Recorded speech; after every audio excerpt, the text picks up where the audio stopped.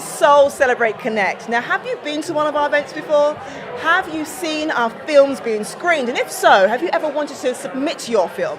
Well, if you do want to, submissions are now open. So have a look at Film Freeway, and the link is down below, and submit your film now. We have the lovely Wade here joining us at S.O.U.L Celebrate Connect. Wade, how are you? I am very well, thank you very much. I'm glad you're here because you submitted your film, didn't you, called Brown Like Me? I certainly did, ma'am, I certainly did, yeah. Can you tell us a little bit more about it? Well, it's a film looking at, if I remember correctly, intergenerational relationships.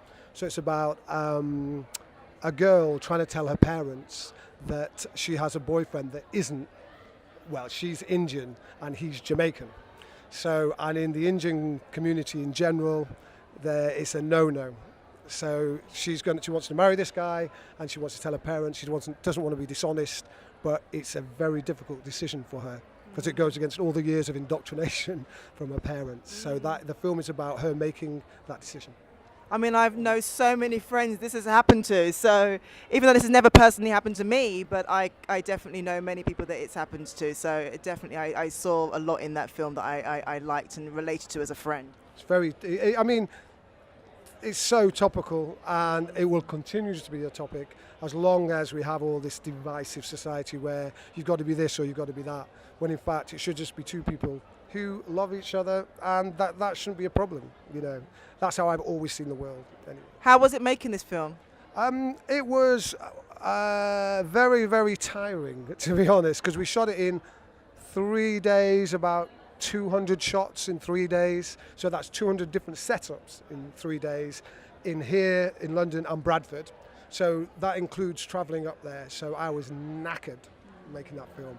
And as a consequence, we missed certain things, but as a filmmaker, as a director, I learned a lot. I learned a shed load about things that you should and shouldn't do in order to get what you need to get. Right. In other words, shots that you should be focusing on, and I didn't. But was it your first film? No, it was my second film. My okay. Second ever film, yeah. And you'll do another one? Well, since that one, I've made 5. Whoa. And now I'm trying to develop 2 feature films. I've written them, but I'm trying to get funding for them. Can you tell us a little bit about the feature film that you want to get funded? Well, one of them is called Flexing. And Flexing? Yes, guy.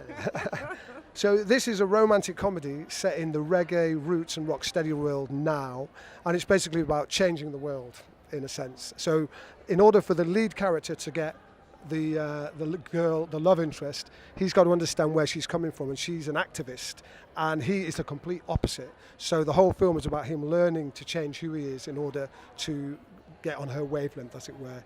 And him changing in the film is about, I've lost my track now. So the whole idea is... Don't give too much away, though. No, well... You don't want to give everything. It's just the main plot. Yeah. So essentially, the film is about him learning how the world works in a different way. And as a consequence, it changes who he is, and he learns to be happy at the end of it. You know what I mean? It's about friendship, it's about a lot of things, but it's very, very funny. So you said this one's to do with reggae theme. You said reggae influence. Set in the rocksteady roots and ska world of now, because there's a massive scene out there. And so the lead person is Japanese American because they love ska.